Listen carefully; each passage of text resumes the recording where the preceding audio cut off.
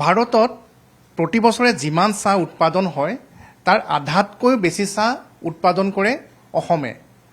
আৰু অসমত যি চাহ নিলাম কেন্দ্ৰ সেই চাহ নিলাম কেন্দ্ৰ আছিল দুটা পশ্চিমবংগত চাহ নিলাম কেন্দ্ৰ আছে দুটা আৰু দক্ষিণ ভাৰতত চাহ নিলাম কেন্দ্ৰৰ সংখ্যা হৈছে তিনিটা কিন্তু অতি পৰিতাপৰ কথা যে কণা হাঁহক পতান দিয়াৰ দৰে অসমত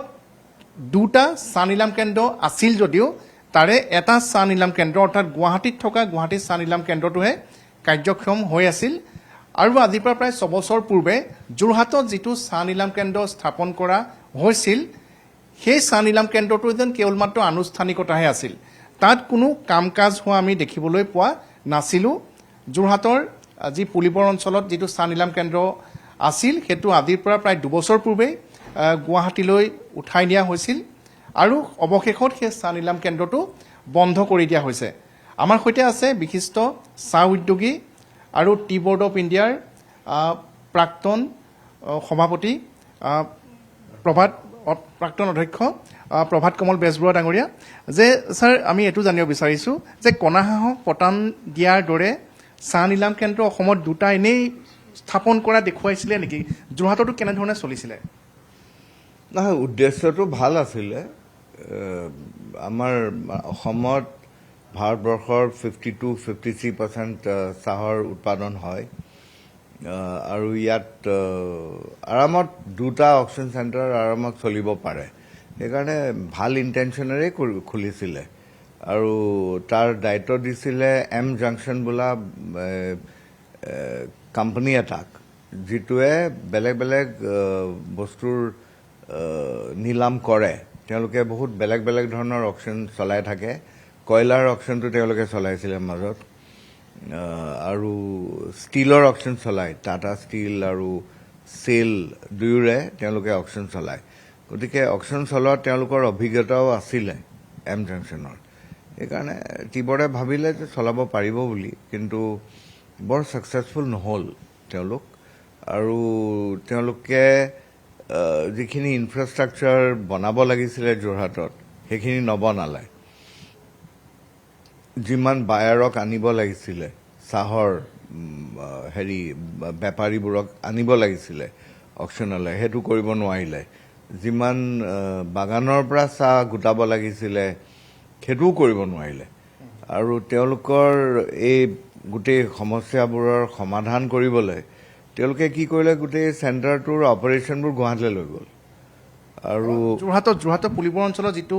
চাহ নিলাম কেন্দ্ৰ স্থাপন কৰা হৈছিলে তাত কাম নহ'লেই নেকি তাততো আমি যাওঁতে বহুতবাৰ গৈছোঁ তাত একো কাৰ্যক্ষম দেখাই নাপাওঁ তাত নাই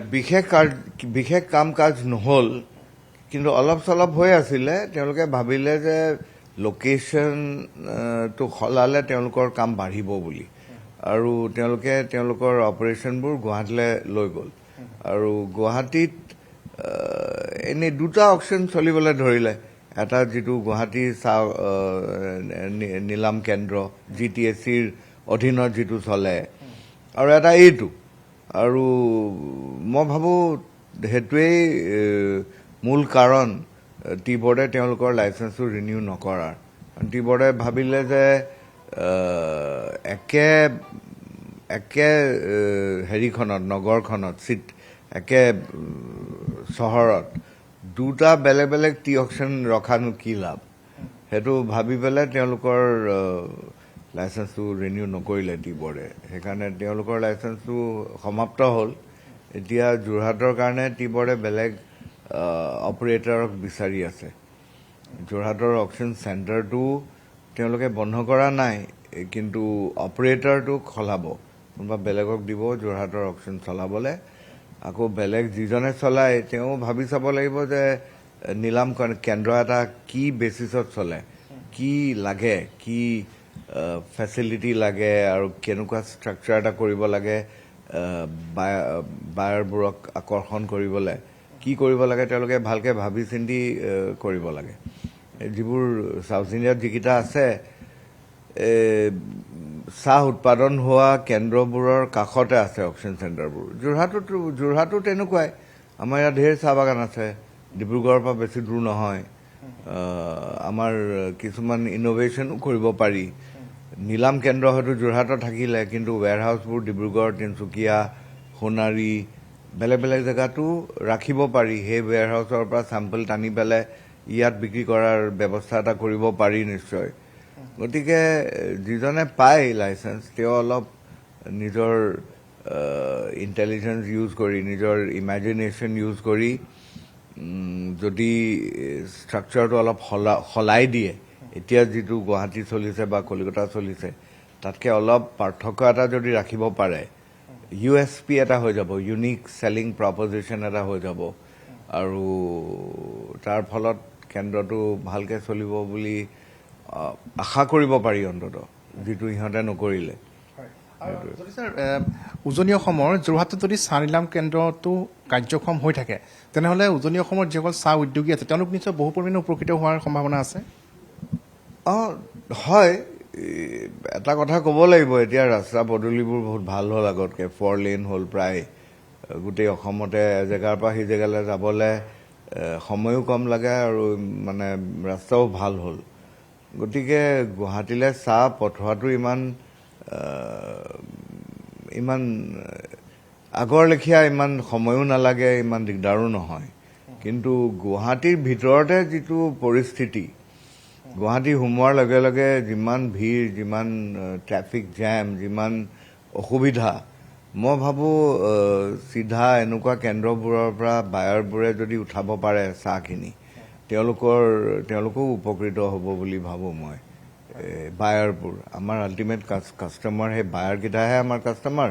তেওঁলোকৰ সুবিধাবোৰ চাব লাগিব আমি আৰু যিটো দেখা গৈছে যে অসমত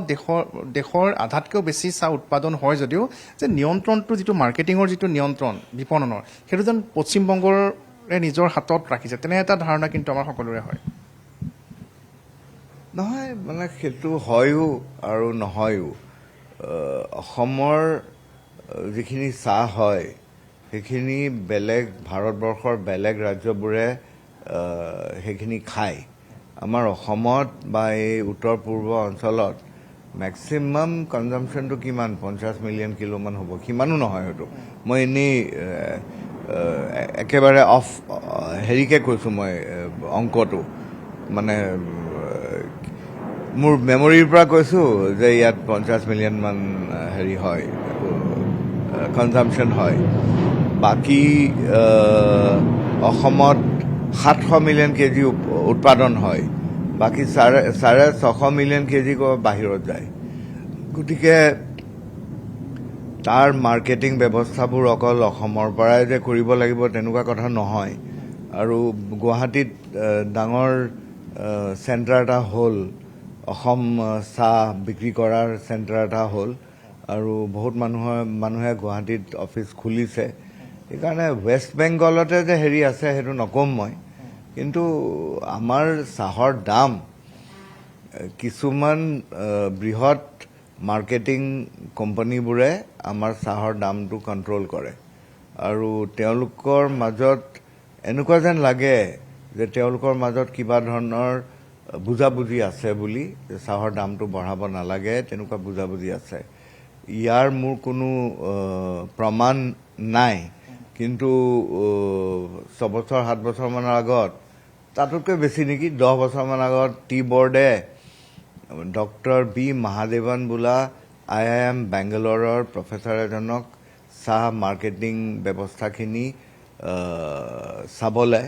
ৰিচাৰ্চ কৰিবলৈ তেওঁক কণ্ট্ৰেক্ট এটা দিছিলে আৰু মই জনাত তেখেতৰ যিটো ৰিপৰ্ট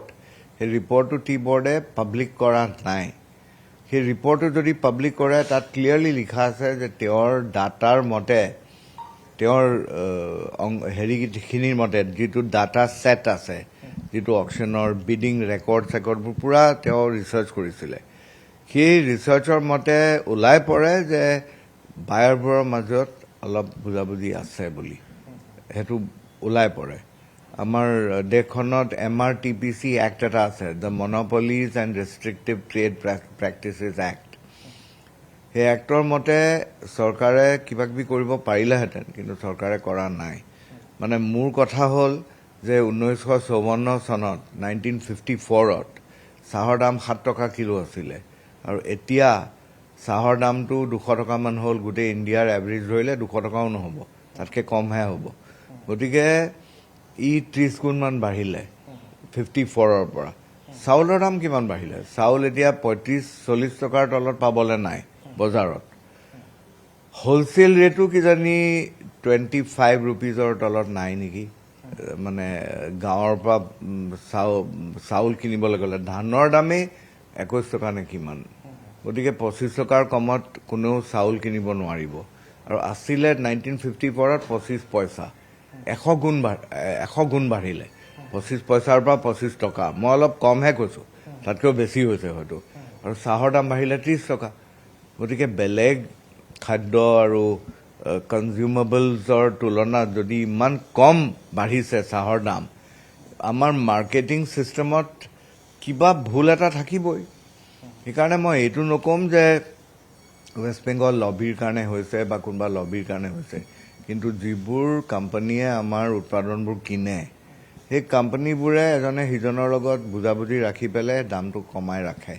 আৰু ইয়াৰ ফলত আমাৰ শ্ৰমিক আৰু আমাৰ ক্ষুদ্ৰ চাহ খেতিয়ক আৰু আমাৰ ৰাজ্যৰ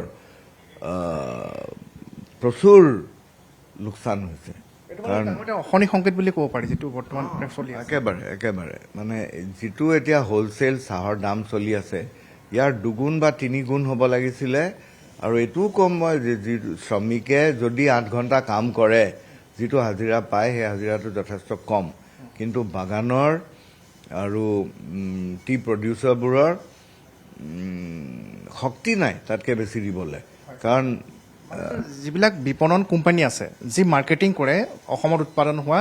চাহৰ, সেই বিপণন কোম্পানীবিলাকৰ কাৰণে অসমত এনেধৰণৰ অসমৰ চাহৰ মূল্যটো বৃদ্ধি পোৱা নাই বা হ্ৰাস পাই আছে। হয়, সেইটোৱে ক'ম মই। মানে যিবোৰ ভাৰতবৰ্ষত যিবোৰ বৃহৎ FMCG কোম্পানী আছে, যিবোৰে চাহৰ কাৰবাৰ কৰে, সেই কোম্পানীবোৰে বেলেগ বেলেগ উপায়েৰে চাহৰ যিটো প্ৰাইমাৰী মাৰ্কেট, আমি খেতিয়কবোৰে য'ত বিক্ৰী কৰে, সেই মাৰ্কেটটো তেওঁলোকে হেঁচা মাৰি ৰাখিছে আৰু সেই মাৰ্কেটৰ সেই চাহৰ দামটো বাঢ়িবলৈ দিয়া নাই। আৰু তেওঁলোকে এজনে সিজনৰ লগত অকল দামৰ ওপৰত কম্পিট কৰে যে মই সস্তাত দিম তোমাক। আল্টিমেট কনজিউমাৰবোৰক তেওঁলোকে সেই উপায় কৰি পেলাই আকৰ্ষণ কৰিবলৈ চেষ্টা কৰে। তাৰ সলনি যদি কোৱালিটি বেচিছত আকৰ্ষণ কৰাহেঁতেন, যে মোৰ চাহটো তোৰ চাহতকৈ ভাল, কাষ্টমাৰক কোৱাহেঁতেন যে মোৰ চাহটো সিজনৰ চাহতকৈ ভাল, তেতিয়া হয়তো কাষ্টমাৰে সিফালে গুচি গ'লহেঁতেন। আৰু বেলেগ বেলেগ ষ্টাডিয়ে এইটোও কৈছে যে চাহৰ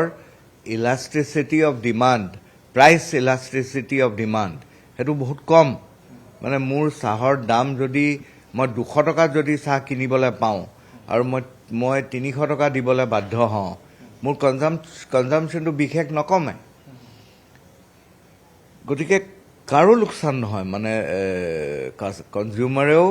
সেই এক্সট্ৰা পইচা এটা দিবলৈ তেওঁ বেয়া নাপায়। কিন্তু যদি মাৰ্কেটিং কোম্পানীবোৰে এজনে সিজনৰ লগত যুঁজে অকল দামৰ ওপৰত, তেতিয়া নিশ্চয় সস্তীয়া চাহটোৰ ফালে গুচি যাব পাৰে। কিন্তু যদি তাহাঁতে তাৰ সলনি কোৱালিটিৰ ওপৰত কম্পিট কৰাহেঁতেন এজনে সিজনৰ লগত, তেতিয়া কনজামশ্যনটো নকমিলেহেঁতেন। বিশেষ ষ্টাডি আছে, মানে ৰিচাৰ্চ পেপাৰ আছে ইয়াৰ ওপৰত। আৰু খেতিয়কবোৰে বেছি দাম পালেহেঁতেন, খেতিয়কবোৰে দাম পোৱাহেঁতেন, শ্ৰমিকে বেছি হাজিৰা পালেহেঁতেন, ক্ষুদ্ৰ চাহ খেতিয়কে কেঁচা পাতৰ বেছি মূল্য পালেহেঁতেন। গতিকে এই গোটেই চাইকেলটো অসম চৰকাৰে আৰু অসমৰ যিবোৰ অসমত কাৰবাৰ কৰা যিবোৰ ডাঙৰ ডাঙৰ কোম্পানী আছে, তেওঁলোকে অলপ ভাবি চাব লাগে কি উপায় উলিয়াব পাৰে এইটো ঠিক কৰিবৰ কাৰণে। সেইটোৱে ধন্যবাদ জনাইছোঁ। আৰু ইতিমধ্যে এই কথা স্পষ্ট হৈছে যে অসমৰ চাহ উদ্যোগটো জীয়াই ৰাখিবৰ বাবে যি চাহৰ যি ব্যৱসায় কৰা যিসমূহ বৃহৎ পুঁজিপতি গোষ্ঠী আছে, যিসমূহ কোম্পানী আছে, সেই কোম্পানীসকলক নিয়ন্ত্ৰণ কৰা বাবে চৰকাৰে বিশেষ ব্যৱস্থা গ্ৰহণ কৰাটো অতিকৈ প্ৰয়োজনীয় হৈ পৰিছে। আৰু এই কথা প্ৰকাশ কৰিছে অসমৰ অধিক বহু চাহ উদ্যোগীয়ে। আৰু এই ক্ষেত্ৰত অসমত নিৰ্বাচনৰ পিছত যি চৰকাৰ গঠন হ'ব সেই চৰকাৰখনে কেনে ব্যৱস্থা গ্ৰহণ কৰে ভৱিষ্যতে সেয়া লক্ষণীয় হ'ব।